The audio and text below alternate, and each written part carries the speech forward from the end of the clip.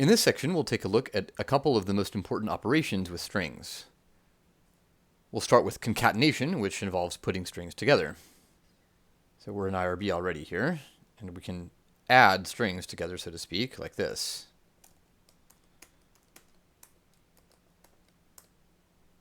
Foo plus bar, like that. As noted in the text, sometimes I'll add in comments like this.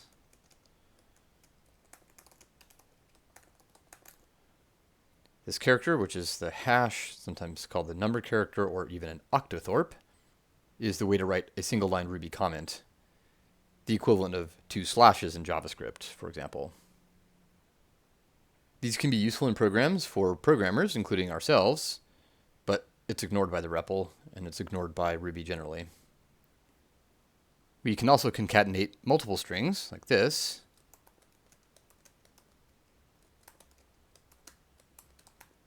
Ant, bat, cat, and Ruby just puts them all together. String concatenation is often useful, but my favorite way of combining strings is to use interpolation.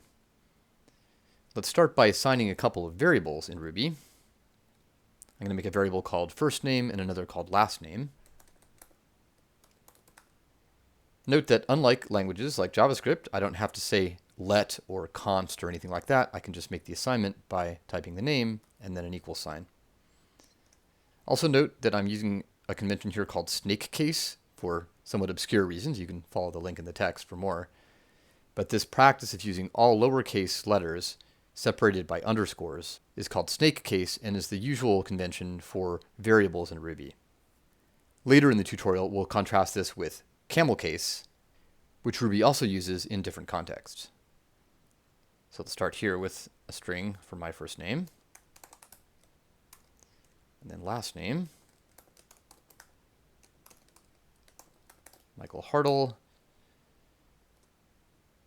Now I can put these together into a full name like this, plus a space between them, plus my last name. But my preferred way to do this is with interpolation like this. You do the hash symbol, open curly brace, and then any Ruby code. It'll actually evaluate any sort of Ruby code. In particular, it will evaluate a variable that has a string, and remember strings are just self-evaluating, so this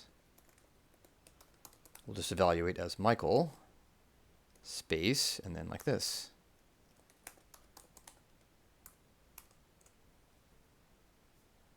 So far we've been using double quoted strings. So now let's take a look at single quoted strings. If you've studied JavaScript before, as in learn enough JavaScript to be dangerous, you might recall that double quoted strings and single quoted strings are effectively identical. That is not the case with Ruby. In some cases they're the same, but there are some really important differences. So let's start with concatenation. Concatenate foo and bar, like that. That's just the same. You can see the REPL here returns a double-quoted string. So this is exactly the same. But what happens if we do something like interpolation? We can go up arrow. What happens if we do this? Instead of double-quoted string, we do single-quoted string. Aha! You can see here this is a double-quoted string, and it escapes out this octothorpe open curly brace. That's because single quoted strings in Ruby are literal, sometimes known as raw strings, meaning whatever you put inside them is what you get. There's no interpolation. Things like backslashes are just backslashes. So for example, suppose I were to print like this, hello world, exclamation point. Now, if I just do this, you can see that it doesn't insert a new line. Put s does by default, but we can put in a new line using \n, like this. This is equivalent to put s hello world. But if I use single quoted strings, it's the same thing we saw before. It's just a literal \n, like that. You can see here. So I could do this plus double quoted string \n to get that new line. And that's how I might print a string with a literal \n. Equivalently, I could do this. Put as hello world \n inside single quotes like that. We can look at the double quoted equivalent just by evaluating this here.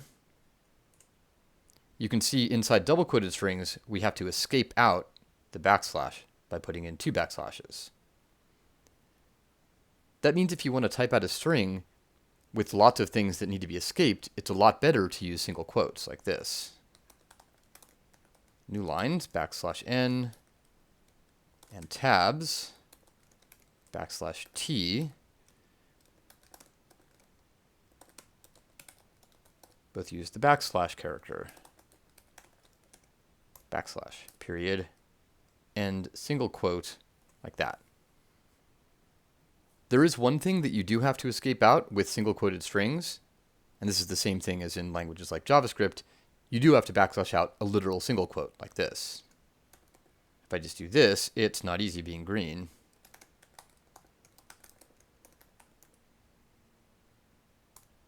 The REPL here just hangs because it sees open quote, it, close quote, and then whatever this is. And so it's waiting for me to enter another closing quote. I can get out of this by doing Control-C. And if I escape it out with a backslash like this, that's the same as the double quoted version. Unless you're doing this kind of escaping or interpolation, double quoted strings and single quoted strings are the same. For something simple like, say, my first name.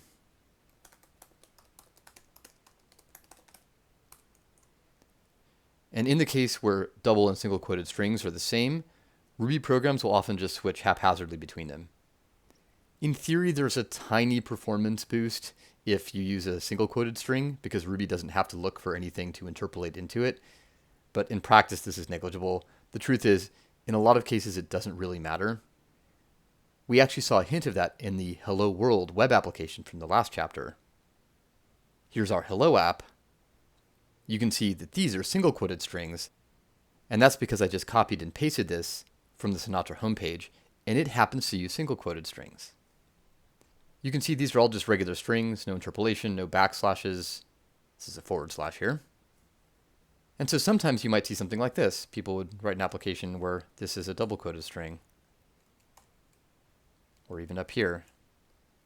And this is the sort of thing you just have to get used to. And if you read the Ruby code in this tutorial and other locations, you'll get used to it soon enough.